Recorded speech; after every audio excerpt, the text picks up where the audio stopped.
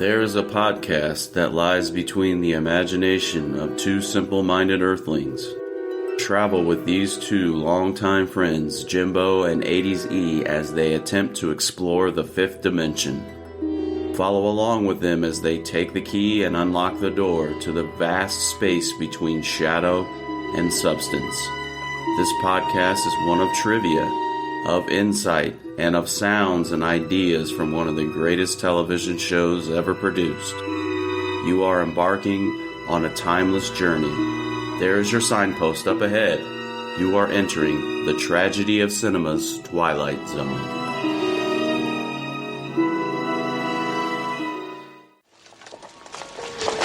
Mr. Hector B. Poole, resident of the Twilight Zone. Flip a coin and keep flipping it. What are the odds?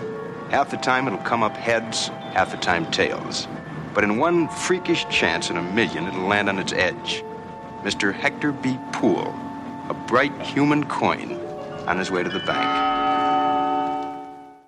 All right, guys, welcome back to the Tragedy of Cinema podcast, the Twilight Zone series. I'm one half of the host, Jimbo, joined together again with 80s E here. I had a great line. I was going to say coming from the frozen tundra of the fifth dimension, but the snow kind of missed us here in the Midwest here in Indy area. So just regular old day, kind of cold this morning or afternoon, I guess. Yeah, got some freezing rain over on the southern layer here, but we'll make it work. Yeah, northern layer as well. We're ready to trudge through this Twilight Zone for season 2, episode number 16. And I think I'll just launch right in here. This one is entitled A Penny for Your Thoughts. Again, this is episode number 16 of season number 2.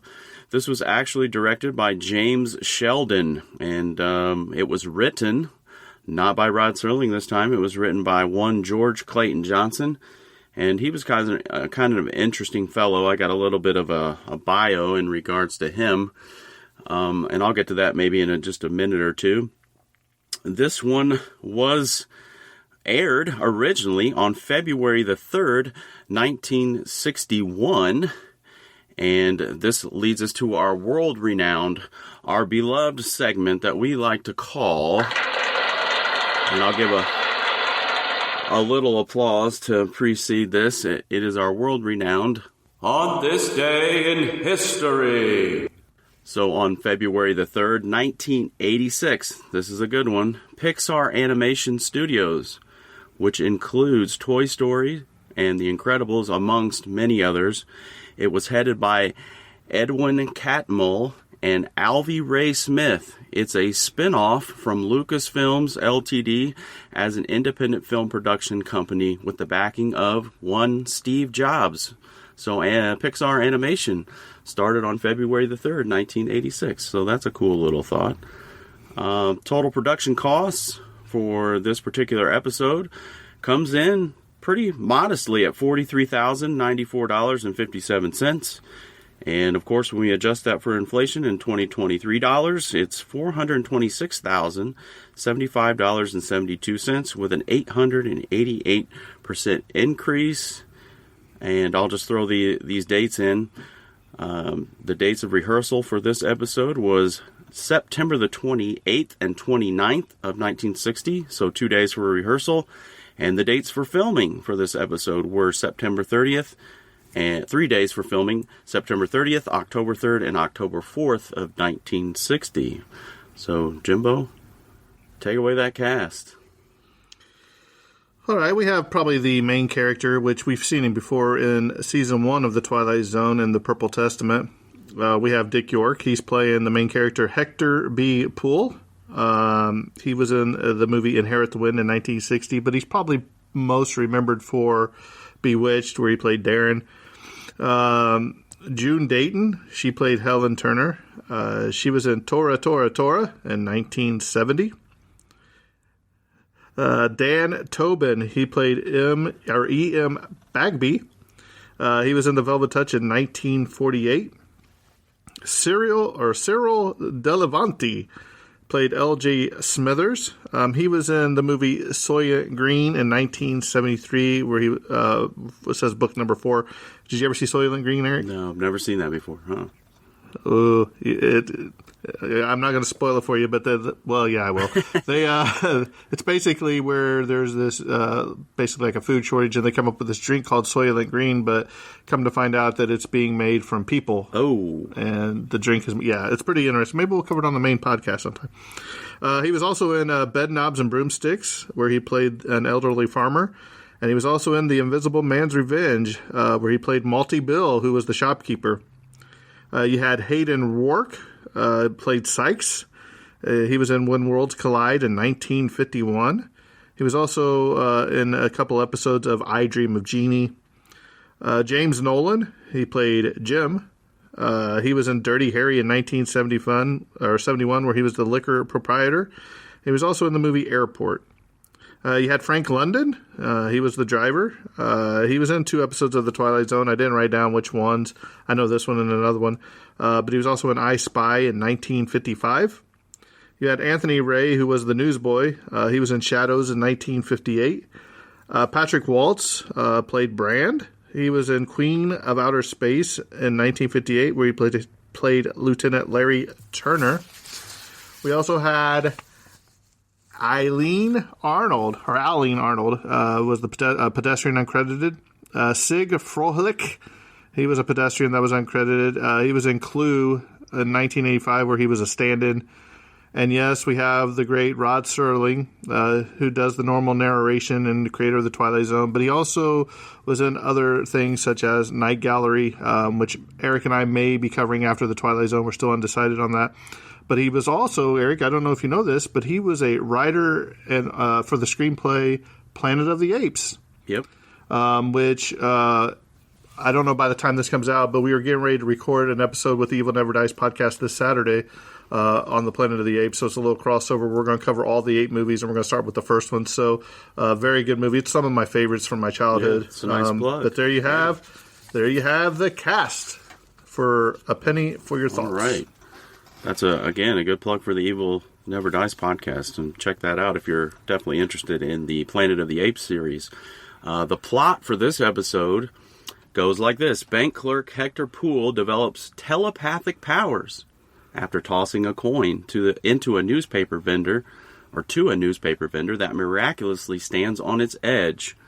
He discovers the positive and negative effects of listening in on other people's thoughts, plans, and fantasies. Boy, wouldn't that be something, though, to be able to have that. I don't know that I would want to be able to listen or hear people's thoughts. It would probably scare me to death. But by way of biography, let me just jump back to George Clayton Johnson just for the mini bio here, because I think he did 2 or 3. I think he wrote 2 or 3 episodes. I'm not exactly sure. But he was born on July 29th, 1929 in Cheyenne, Wyoming, and died Christmas Day, 2015 in North Hills, California. He is known for a movie entitled, a couple of movies here, not only the Twilight Zone movie in 1986, but a movie called Logan's Run, and one that we're probably more familiar with entitled Ocean's 11 in 2001. And he was married to Lola Brownstein, only one spouse, which is kind of weird in Hollywood. He was only married to one woman for, doesn't give the number of years, but several years. And apparently back in 2006, he attended the Twilight Zone convention.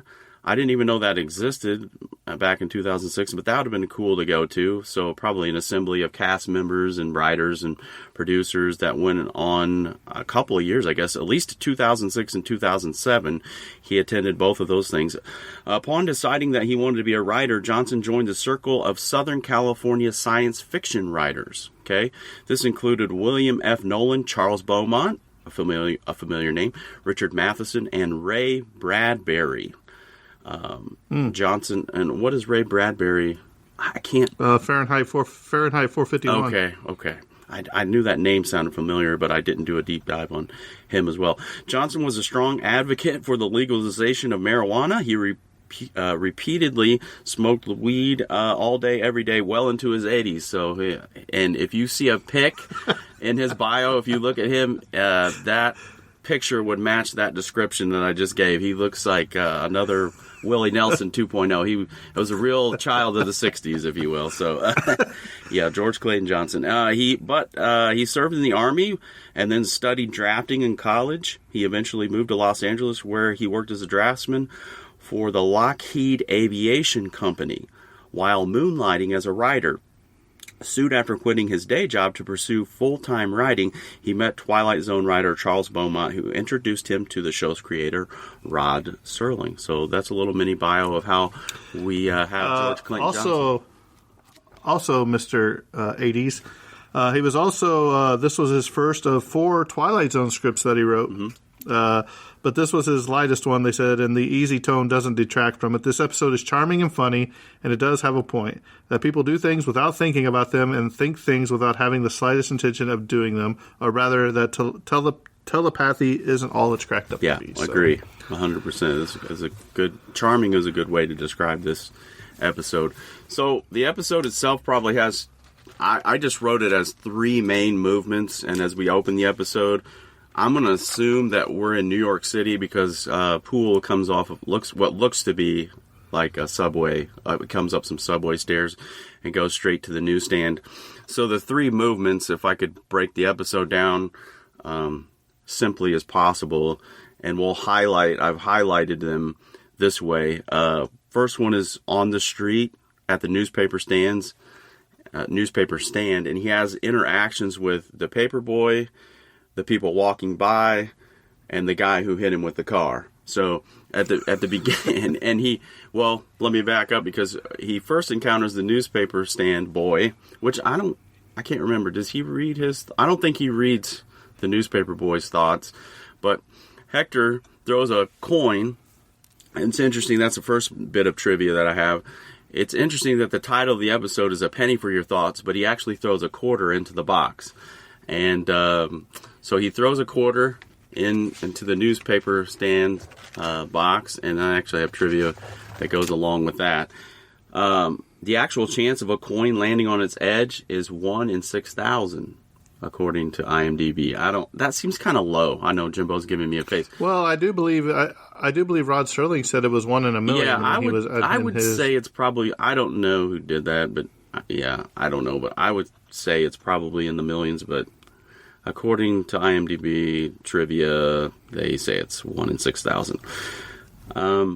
But it actually was a trick, and I think I have that down here somewhere. I can't see it, but there was the way they did the trick was, if my memory serves me, is they had like a coin on a string, and it was like kind of like a little magic trick, because originally the story was supposed to go that Hector gets hit by a car, which getting hit by a car is part of the story, but that was more developed, and as a result of him getting hit by a car, it kind of knocks his noggin, and then he has the telepathic powers after he gets hit by a car. However, because of costs, they didn't, CBS and the Twilight Zone and those in charge didn't want to, they didn't want to pay all the money to set up the sets and all that stuff. So, therefore, we have the coin trick with the newspaper boy at the stand. The second movement in the episode is at the bank. Okay, and we have interactions at the bank, and we'll get there momentarily, with Bagby, and that regarded his affair with Felicia. As the security guard, he could read the thoughts of the security guard about the southpaw pitcher in the baseball game, and then the notches on his gun. He has an interaction with a depositor at the bank, and the depositor was angry about a notice that he received in the mail. He has a interaction with Sykes, and he reads Sykes' thoughts in regards to the $200,000 loan that he intends to use on betting on horses. And of course, Miss Turner, he reads her thoughts, her admiration, her encouragement and kindness. That's what he reads from her. Brand, his inappropriate thoughts about Miss Turner, resulting in having the water dumped on him, if you remember that scene. And then Mr. Smithers, of course, the daydreaming of robbing the bank. And then the third movement in the episode, we go back to the newsstand on the street, and that's where the coin gets knocked over and all the voices are gone. So that's just kind of where we move through the episode, and we'll highlight a few things. I'm at the point right now where the man hits him with the car and, says, "Are you okay?" And he seems really genuine, and then he's like, "You stupid idiot. Like, what were you doing?" walking in the street. And we're actually to Rod's that brings us to Rod's narration after he gets hit by the man in the car, and then Rod's flipping a coin, and this is where Jimbo, where you said that he said the chances are about 1 in a million. Anything that sticks out to you in the beginning, or you got stuff to say for the end? Well, there was the one guy that kind of looked like Clark Kent. He kind of stood there in a suit with the glasses on. You know what I mean? Yeah. So I was like, well, the mild-mannered reporter Clark Kent's on the scene. But it's like we said before, man. This episode, Twilight Zone does not do a good job with comedy. Okay? It's not my forte. I mean, I love comedy. Don't get me wrong. I love comedy. But it just feels off. You know what I mean? Yeah, I thought this was out of the comedic episodes that we have seen so far, this is probably the best one, because it doesn't lean too heavy into it, but it is a lighter episode. But by way of trivia, the title comes from the Old English expression, a penny for your thoughts, or penny of your thoughts, which is a little bit of a change there, which dates back to John Hedwood's compilation of Proverbs, and that compilation was entitled "A Dialogue Containing the Number and Effect of All the Proverbs in the English Tongue." Boy, that's a long title. Ironically, it is a quarter that, not a penny, and I mentioned that earlier, that is used, it's a quarter, not a penny, as used in the title, that stands on its edge and allows Hector to read other people's thoughts. You brought up glasses for Hector Poole. He cracks his glasses when he gets hit. I just now noticed this. He doesn't wear them the rest of the episode. Like, his vision, how bad can his vision be? Like, one lens is completely cracked, but he goes throughout his day, and it doesn't seem to ever bother him the rest of the day. Nope. That's kind of interesting. This has been reported to be the inspiration for the movie What Women Want. And I think, Jimbo, you mentioned that to me before we even did this episode, that this episode reminded you a lot of that movie. Man, it's been a long time since I've seen that movie. I have to go back and watch that. Watch it again, yeah. So yeah, a lot of themes from What Women Want in this particular episode. And we touched on this last week a little bit, but this is one of 2 consecutive Twilight Zone episodes, I can't speak today, that star future Bewitched 1964 regular, in this case Dick York, and in the previous episode, obviously, there was Agnes Moorehead, who was also part of the famed TV show Bewitched. It was his mother-in-law. Yeah, exactly. Great TV show. Now, this might be a little of interest. Where did I have it? Dick York stars alongside Dan Tobin. Okay, Dan Tobin, who played... Let me pull back the cast list again. He played Ian Bagby, yeah. Tobin guest starred apparently frequently on Bewitched as well, so there was some interaction there amongst actors. Well, it is hilarious when he goes into Bagby's office and Bagby's on the phone with his mistress or whatever, and he's trying to set up a whole weekend, and Hector's reading his thoughts, and he's just like, what weekend trip? You're going to ruin my weekend trip or whatever. And then, obviously, the other funny part is when, what's the guy's name? I always have trouble with these cast lists. Is it not Smithers? Sykes. Yeah, Sykes, thank you. That's asking for the $200,000 loan and has no intention of repaying the loan back, but is going to go bet all of his money on the horses. This is one of 2 episodes in Dick York's career that was in the set or on the set of a bank, the other being Dusty Drawer on the Alfred Hitchcock show. which I got to check that out too because I've never seen that. The car, for all you car buffs, the car that hits Hector on the street is a 1960 Ford Galaxy Town sedan. So there you go. I don't know if that's the same car they use in the Andy Griffith Show or not, but it's a Ford Galaxy. I know they were Ford Galaxies, but I'm not sure of the trim or model or whatever. The original script, I talked about this earlier, did not feature the toss of a coin in the box. Dick York, the character of Hector Poole, is hit by a car and later comes to realize that he can hear voices. George Clayton Johnson talks about that, and he says, well, the budget wouldn't allow for them to spend time or the money to build up a great car accident. Someone on the set comes up with the idea of putting a string on a coin, and then he shows it to Serling, and Serling says that he likes the idea.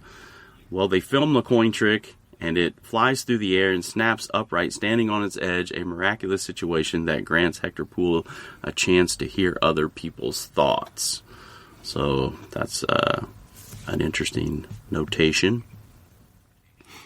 Serling later remarked that this episode was not unlike another short story I read where a man learns the ability to read thoughts from an aged, musty manuscript which he buys in a used bookstall. He proceeds to utilize this knowledge only to be shot in the end by a crook who didn't think the gun was loaded. That's kind of funny to think about. He's reading the guy's thoughts, and the guy's like, oh, this gun isn't loaded, and then he ends up getting killed. And I could insert a Alec Baldwin joke here, but I won't do that. That's that's too low. That's too low, isn't it, right? Too soon, Eric. Yeah, too soon. Oh, sorry, I couldn't resist. Jimbo, anything else? We're coming to the scene now where Hector pours I'm going to throw this in. He pours the water on the guy for, thinking bad thoughts about Miss Turner. I'm going to throw this in. This has a tie-in to a future episode of The Twilight Zone that's later on in this season. But this was the first of 6 episodes directed by James Sheldon. Behind guiding the episode, Sheldon also conceived 2 funny bits of business. And the first, Hector Poole overhears some sympathetic thoughts about himself and at first believes them to be coming from a bust of George Washington when they're actually coming from Miss Turner. And the second, Poole deliberately eavesdropping on the thoughts of the bank's customer, idly strolls up to a woman who is smiling blissfully and holding a stack of money, only find out that she's not thinking absolutely anything. On the set during the filming were George Clayton Johnson and his wife Lola. He recalls that the reaction to his story was very favorable. Quote, Dan Tobin said that it was a darn clever idea. He thought that it would make a series of what would happen to people who came into contact with that coin. So I wrote a presentation called A Penny for Your Thoughts, and I wrote a story about a gambler. Now, Eric, see if this sounds like a future episode that I know you've already watched. Mm-hmm. Where was it? A gambler who got the coin, which allowed him to read thoughts. He was in a big poker game, and he knew he was going to win. He'd won one poker game and another because he could read the minds of the other players. Now, it's finally the biggest poker game of all, and it's very obscure. He is taken to this very special place to meet with this very famous gambler, and the very famous gambler is an Oriental, and the Oriental thinks in Chinese when he's watching the cards. Now, does that sound like the episode coming up with Buddy Epson where he can move it with his mind? Oh, yeah. Instead of using the coin. I mean, it's almost the exact same plot about the gambling and all that where he's using him to do that, and they go and meet that famous gambler. Yep. And then, last but not least, says the dearest memory that Johnson holds regarding A Penny for Your Thoughts stems from another incident that occurred during the filming. I felt sort of like a stranger on the set, he recalls. It was the Twilight Zone set, not mine, and I felt like I was being allowed to eavesdrop by even being allowed to be there while it was done. And while this was happening, Rod came through with a couple of people, visitors that he had brought on, and he saw me and Lola, and he stopped to introduce us to these people. And his attitude toward me was one of great respect. It wasn't like, hey, I'm Rod Serling, and this is one of the flunkies on the set. It was more like, look, here's the man who wrote this absolutely wizard thing that we're making right now. It really built my ego and made me feel worthwhile. So that's another section from the Twilight Zone Companion by Mark Scott Zickrey, if you're looking for that. So very cool how Rod treated everybody, usually with respect and not just as, hey, I'm better than you. Sure. So, on September 2nd, 1960, Robert Longnecker operating his agency for actors and actresses, contacted Ethel Wynant, the casting director for The Twilight Zone, and he had a few suggestions. One for Miss Turner was a lady by the name Beverly Brown for her role for Miss Turner. Serling had, by coincidence, met Beverly Brown at a luncheon and wanted to feature her in an episode of The Twilight Zone. While she did not get the role of Miss Turner for this episode, Brown did get the role of the stewardess Jane in the episode The Odyssey of Flight 33, which is coming up in a couple episodes from now, I think. So that's a kind of a tie-in. Here we'll see Miss Beverly Brown in the Odyssey of Flight 33 here in a couple more episodes. In this episode, I'm talking about, let me back up. There was the Twilight Zone was referenced in an episode of Bewitched, and in the episode, Samantha goes south for a spell on television's Bewitched, initially telecast on October the 3rd, 1968. Darren, played by Dick York, returns home to find himself in another comedical situation involving witchcraft. He remarks, "Oh, this is just great. I've come home from work to find out my wife is in the Twilight Zone." This was obviously an inside joke because both York and Elizabeth Montgomery made guest appearances on the series. And Elizabeth Montgomery's is, I think, episode 1 of season 3. I think it's called like The Two of Us, or I can't remember the exact name, but she's coming up here pretty soon too. Here's a goof. When Bagby emerges from his office to tell Poole about the Ajax loan fraud he prevented, his mouth says Acme instead of Ajax, indicating a post-production redub. And that's really a close one you have to watch. It's toward the end of the episode, and Bagby comes out, and then it's kind of rough in the dubbing over. You can kind of tell if you know ahead of time. But I think that's all as far as I have as trivia is concerned. But I do have a quote for this episode. I think the real crux or turning point of this episode, and I'll just read it's the interaction between Smithers and Poole. You know, as we progress in the episode, Poole reads Smithers' mind, and Smithers is daydreaming about robbing the bank and going on a trip and going far, far away or whatever. And, you know, Poole tells Bagby about it, and he's just conflicted. You know, he's like, I don't know what to do. I got to tell Mr. Bagby about this, you know, robbery that's going to happen. And it ends up being just a daydream by Smithers. But anyway, I'll go ahead and give you the quotes here and the interaction. It says, after the fact, Poole says, "Mr. Smithers, I don't know what to say. I am sorry. How did you know? How did you know, Mr. Poole? It's true, of course. I was thinking about filling my briefcase with the bank's money. Yes. It's a little dream of mine. Have you ever had a dream, Mr. Poole?" "I have. I don't always plan on Bermuda, though. Sometimes it's Siam or Fiji, beautiful, exotic places where there are no books to keep, where I am not the little man with no future and no past. Yes, Mr. Poole, yes. But I'll never go through with it. You know why? I've lived with it too long. I'm old and set in my ways. And besides, Mr. Poole, I guess I'm a coward." So here's this man, Smithers, who is rather elderly. He looks like he probably should be retired already, and he has to, you know, do this mundane job in the bank and keep the books, and he daydreams about, you know, stealing the bank's money. And he doesn't go through with it, though. I think this exchange with L.J. Smithers, I believe this exchange after the fact, that Poole becomes much more assertive. Because if you notice after he talks to him, he becomes much more assertive about getting the job. He goes on to say, and I think, Jimbo, you mentioned this earlier, Poole says, "We do things without thinking about them at all, and we think things without having the slightest intention of doing them." I think if you could boil the episode down, that's kind of what it's all about. And he goes on to, you know, after he's much more assertive, and he goes on to parlay his gift. He becomes the head of accounts. He gets a round-trip ticket to Bermuda for Smithers. And, of course, he has this newfound romance with Miss Turner, and he's much more assertive about that after the fact. But I'm going to have to disagree with you on this. Okay.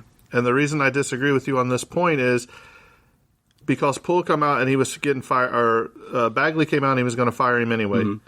It wasn't until Helen was telling him and he was reading Helen's fault that he became more assertive, because if you watch the episode, he was already packing up his bags and leaving. And that's after he talked to the guy. So I don't think it's just because of that conversation he had. I think it's because he could read Helen's thoughts. And I don't want to say it's because of that conversation he had with, what's his name? Smithers. Yeah, I don't think it was that. I think it was Helen saying, look, don't let him push you around.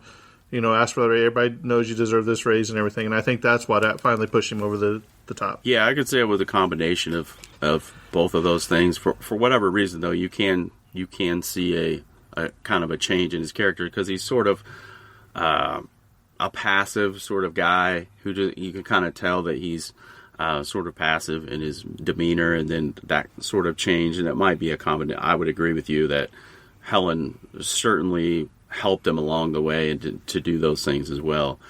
But that's all I have as far as we're actually coming to the end, and I'm at the scene where he's with Smithers and having that conversation right now. But Jimbo, I'm ready to. What's your thoughts? Got anything? Your feelings about this episode? I would give you a penny for my thoughts, but I want a nickel back. Let's just say that. Like I said, it's comedy. Did I like the episode? Not really.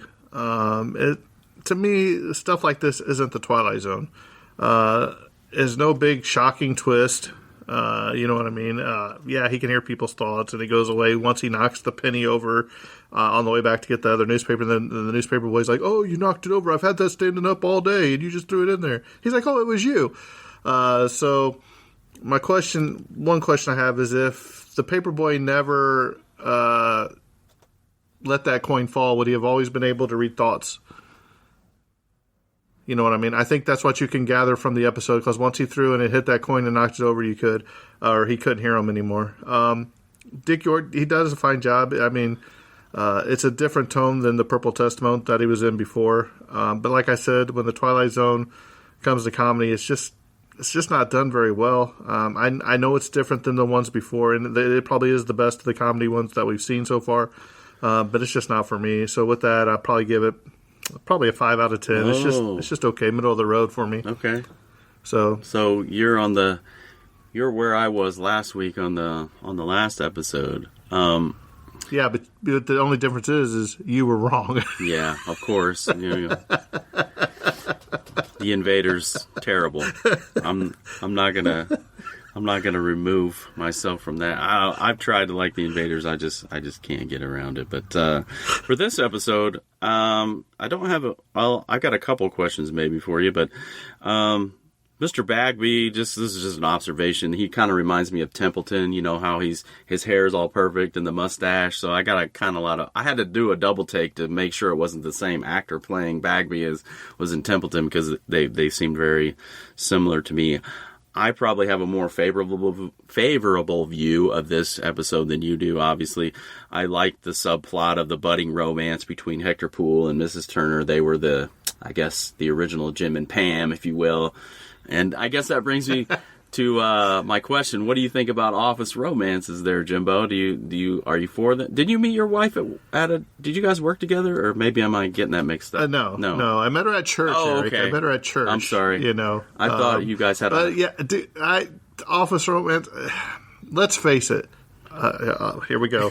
You had to go there. Let's face it, because probably 90% of the office romances that are happening are probably two married people with a side. Yeah, fling. like Bagby and Alicia, right? Right. But Alicia didn't work there, right?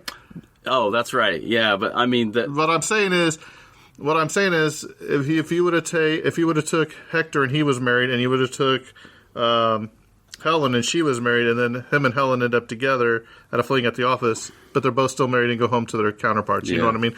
So I'm not saying you can't meet your spouse working together, but I don't think I would have ever worked with somebody or dated somebody that I worked with. I just don't think it would have worked. I handed you a grenade there. You did pretty well, though. Yeah.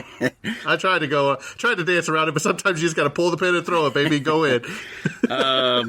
One positive thing, too, about the episode was Dick York's, if you go back and look at his facial expressions as he's reading people's thoughts, they're fantastic. Like, I don't know what I mean, that guy, he's like Jim Carrey-esque. Like, I just really appreciated how his facial expressions told the story. And that's the mark of a really great actor. I also thought, this was an observation, it was hilarious when he goes up to the blonde lady counting the cash, and he tries to read her thoughts, and he doesn't get anything back. I thought that was kind of funny, a little snippet. But overall, I thought it was a pretty good episode. A lighter-hearted episode. Of course, it's not dark, and I guess it's science fiction in the sense that he can read people's thoughts. So I guess it is a little bit science fiction in that regard. Probably the like I said, the best of the lighthearted episodes. I just like Dick York, so I like him. You know, I thought he was a good actor. It was a shame that he had back trouble. We did a little bit of a bio during the Purple Testament, and he kind of had to cut his acting career short because of injuries. I think a back injury that he sustained on the set of a movie. But yeah, I probably would put it at like a IMDb put it at an 8. I probably would put it at 7.5. So I enjoyed it. It's good. Touche. Yeah. To each their own. Yeah. All right, you ready to shut her down? You got anything else? Well, Eric, what's next week's episode? Do you know off the top of your head? I don't. I just had it too the other day. What is it? Tell me. I can't remember if I'm not really sure. I can't remember if it's the flight of Odyssey 33 or if it's the kid talking to his dead grandmother on the phone. I don't remember which one it is. I might be Flight of Odyssey 30. No. It's 22 or whatever that one is, right. About the morgue. 22. That's what's next, I do believe. So, yeah, if you like what you heard, leave us a review. Come join us on the Facebook group page of the Tragedy of Cinema podcast.